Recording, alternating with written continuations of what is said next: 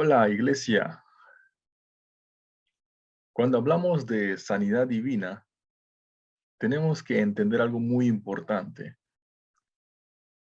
Es necesario tener un corazón sano para poder experimentar sanidad física en el cuerpo.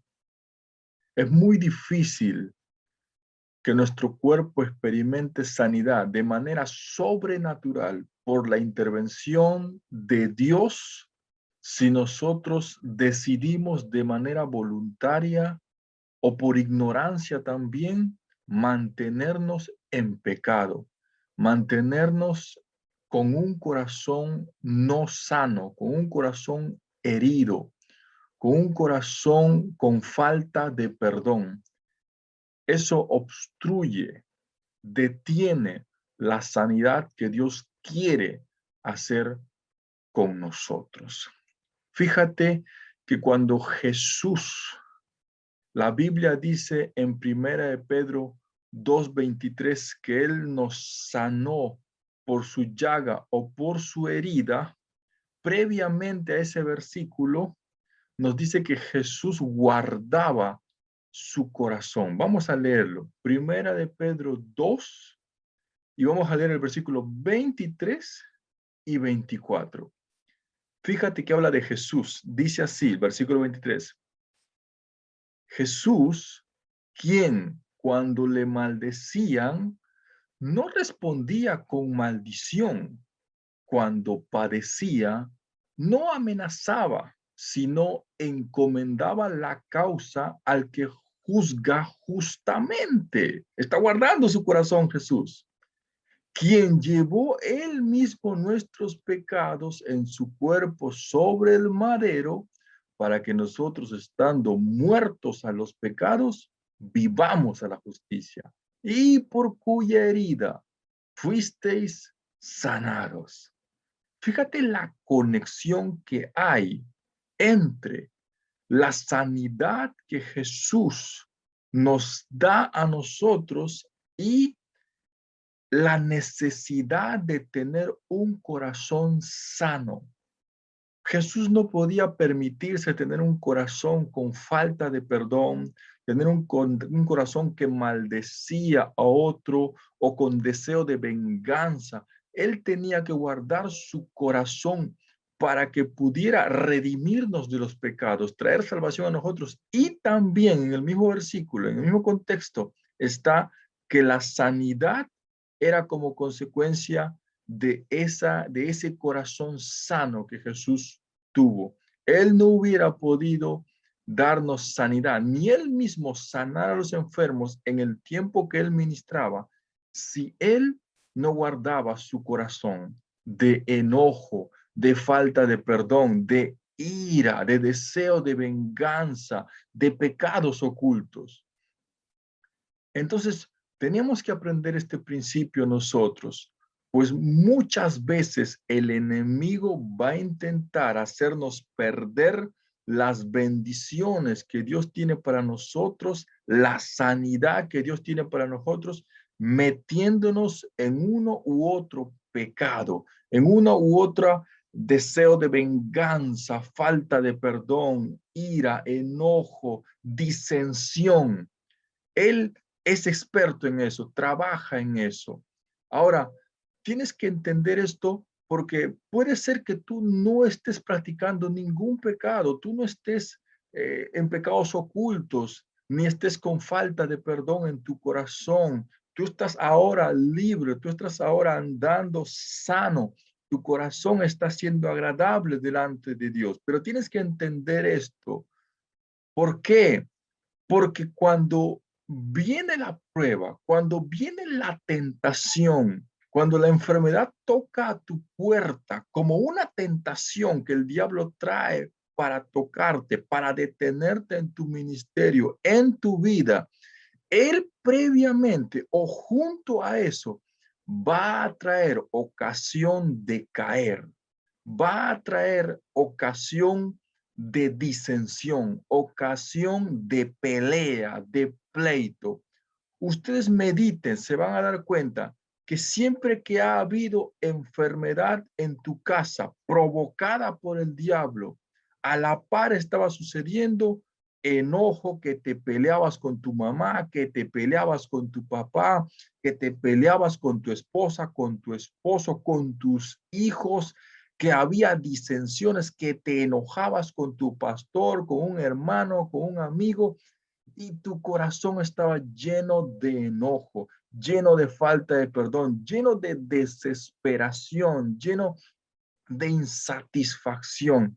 Y en esos momentos, cuando la enfermedad toca tu cuerpo, toca a tu familia, tú no tienes la fuerza para echar fuera esa enfermedad, porque tu propio corazón te empieza a acusar y el mismo diablo empieza a acusarte diciendo que tú no tienes el poder, tú no tienes la fuerza, tú no tienes la autoridad para echar fuera esa enfermedad, porque mírate cómo estás. Así que tú tienes que entender esto. Porque cuando sucede ese momento de prueba, lo primero que tú tienes que hacer es sanar tu corazón rápidamente, porque Dios no se ha alejado.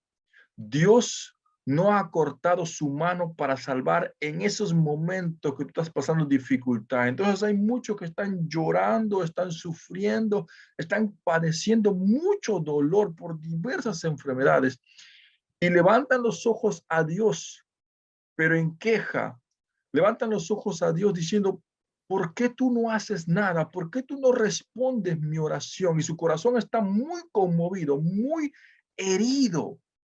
Y no levantamos los ojos a Dios como, como alguien que en realidad ya nos ha provisto la solución, como alguien que ya nos ha dado de antemano la sanidad, sino levantamos los ojos a Dios como quejándonos, como diciendo, tú no nos miras, tú no ves que estoy sufriendo, no te preocupa mi vida.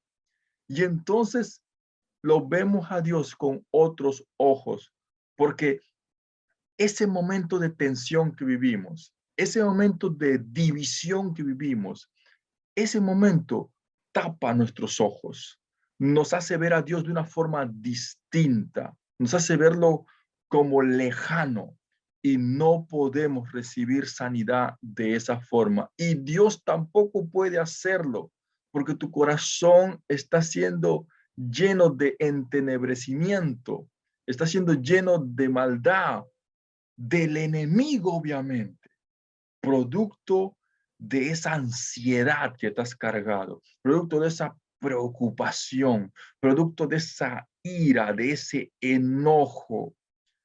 Eso no es de bendición, eso no ayuda. Entonces, hace unos días se enfermó, mi hijo se enfermó. Y justo cuando vamos a orar, justo cuando vamos a orar por mi hijo, mi esposa ya estaba angustiada por otros temas. Entonces ella empieza a orar junto conmigo por mi hijo, pero empieza a orar aquietando su corazón. Empieza a decirle, Señor, perdóname por esto, perdóname por lo otro. Y perdona también a mi esposo porque está hablando así, porque no se preocupa, porque está ansioso. Y entonces cuando yo le escucho orando así, yo me enojo. Yo digo, ¿por qué tú estás orando así? ¿Por qué tú estás hablando así? Y le paro la oración, le digo, yo no estoy preocupado, yo no estoy ansioso, yo no estoy hablando mal. ¿Por qué tú haces eso? Si tú estás ansiosa y tú estás cargada, pídele perdón al Señor, pero no digas que yo estoy así, porque yo no estoy así. Entonces ella me dijo, bueno, me pareció porque me has hablado así. Y entonces cortamos la oración, pero yo ya estaba muy enojado. Y entonces ella dijo, y bueno, vamos a orar entonces por nuestro hijo. Y empezó a orar ella, y yo me quedé mudo porque estaba fastidiado, estaba enojado. Yo dije en mi corazón, ¿cómo puedo seguir adelante con una persona que está a mi lado y me genera división, me genera traba? Obviamente esto venía del diablo, ¿verdad? Ocasión de división, ocasión de malentender las palabras, ocasión de maliciar. Y ciertamente ya venía yo sin darme cuenta, con mucha ansiedad y con mucha preocupación. Así que cuando escuché una acusación, ¿no? Porque yo sentí eso, aunque mi esposa no me estaba acusando, pero yo lo sentí así, una acusación, me enojé mucho. Y frustramos toda esa oración que podríamos haber hecho por nuestro hijo. Hasta la madrugada donde el Espíritu Santo nos levanta y me dice a mí, deja ese enojo. Tú estás enojado, tú estás airado y tu enojo está hiriendo a tu hijo. Y eso me pasmó a mí porque ¿cómo puede ser posible que yo, que amo tanto a mi hijo y que quiero que él esté sano, yo mismo, producto de mi ira y enojo y mi falta de perdón, lo estoy manteniendo enfermo? Así que le pedí perdón al Señor, pudimos orar con mi esposa y gloria a Dios, Dios empezó a hacer la obra en mi hijo. Mi hijo está sano completamente, pero tenemos que entender eso. Para recibir sanidad físicamente, tu corazón tiene que estar sano. No permitas que el enemigo llene tu corazón de enojo, llene tu corazón de división. Sé libre de todo eso. Y si el enemigo en ese momento ha traído una ocasión de discusión, de división, de enojo, échalo fuera, gánale al orgullo, gánale a ese deseo de decir, yo tengo razón. Ama, ama. Y Dios es bueno. Dios no puede operar en la falta de perdón, ni en el enojo, ni en la ira, ni en la ansiedad, ni en la preocupación. Pero Dios ora cuando nosotros amamos, cuando nosotros somos humildes, cuando nosotros reconocemos nuestros pecados. Dios obra. Así que recuerda este mensaje. Mantenga un corazón sano para recibir sanidad en su cuerpo. Gracias, Señor. Dios les bendiga. Nos vemos en un siguiente mensaje.